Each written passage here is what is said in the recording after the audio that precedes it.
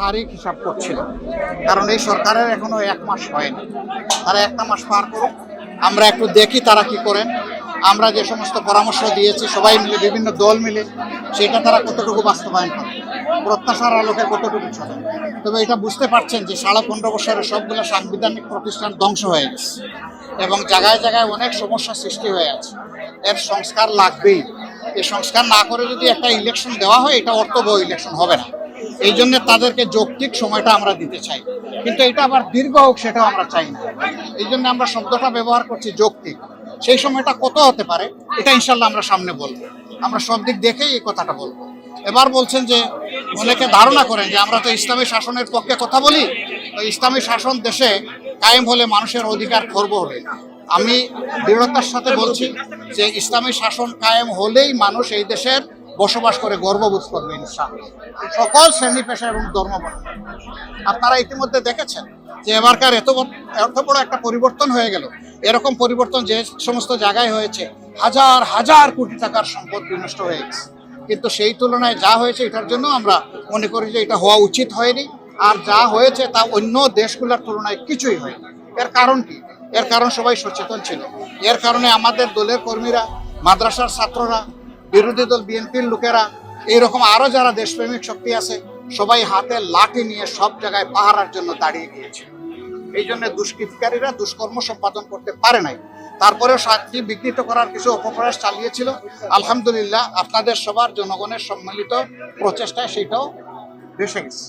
তবে হ্যাঁ, এটা ঠিক, ষড়যন্ত্র হয়তো বা থামবে না, কিন্তু ষড়যন্ত্র যে দিক থেকে আসুক, ষড়যন্ত্রকারীদের এটা মনে করতে হবে যে দেশের মানুষ এখন কিন্তু ঘুমিয়ে নেই, এখন জাগিয়ে আছে। সংবিধান পরিবর্তনের বিষয়টা সংবিধানের কিছু জায়গায় তো পরিবর্তন লাগবে ভাই। আমরা যারা এখন বিরোধী দলে আছি, আমরা 15.5 বছর ধরে বলতে আসছি এই আইন ব্ল্যাক, এই কালো আইন, কালো কানুন, এটা বদলাতে হবে। এখন দেখা যাবে অতীতের অভিজ্ঞতা বলছে যে দলীয় সরকার যখন ক্ষমতায় যায় তখন গড়িমসি করে, এগুলো বদলাতে চায় না। আমরা চাই যে এই সরকারের হাতেই সব জঞ্জাল পরিষ্কার হয়, যা দরকার, যতটুকু দরকার একটা সুন্দর সভ্য দেশ গড়ার জন্য আর একটা অর্থবহ গণতান্ত্রিক পদ্ধতি চালু করার জন্য যা দরকার সব করা হবে। ইসলামের প্রতি আপনাদের কোনো মেসেজ আছে কি? আমরা 2 জায়গায় মেসেজ দিয়েছি, বা 3 জায়গায় বলতে পারেন। আমরা জাতির কাছে আহ্বান জানিয়েছি যে এই ধরনের অপকর্ম কেউ যেন না করে, এটাকে আমরা অপকর্ম বলবো।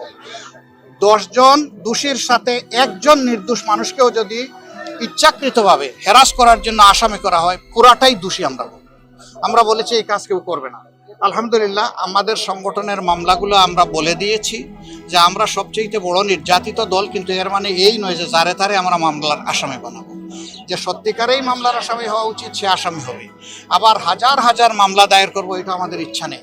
আমাদের ইচ্ছা হচ্ছে একটা মামলাই একজন অপরাধীর শাস্তির জন্য আমরা যথেষ্ট মনে করি, শিক্ষার জন্য যথেষ্ট মনে করি। এই জন্য আমরা ওই রকম ঢালাও মামলাও করবো না, আর ঢালাও আসামিও বানাবো না।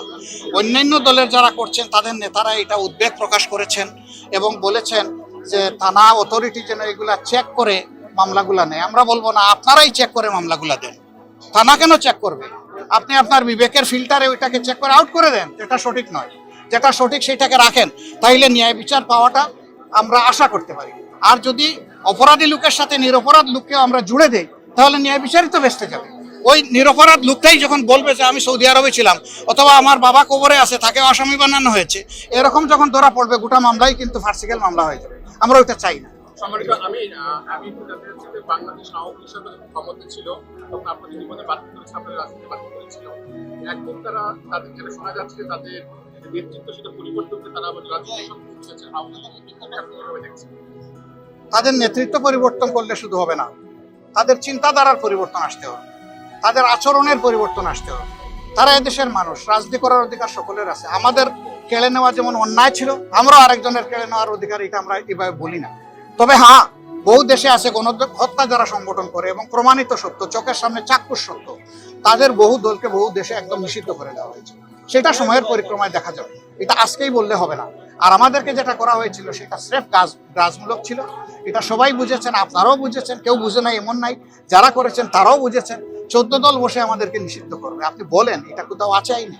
এই এখতিয়ার কেউ দিয়েছে তাদেরকে? আমি বলতে পারবো যে আজকে জাসদ নিষিদ্ধ, এই বলার অধিকার আমার আছে?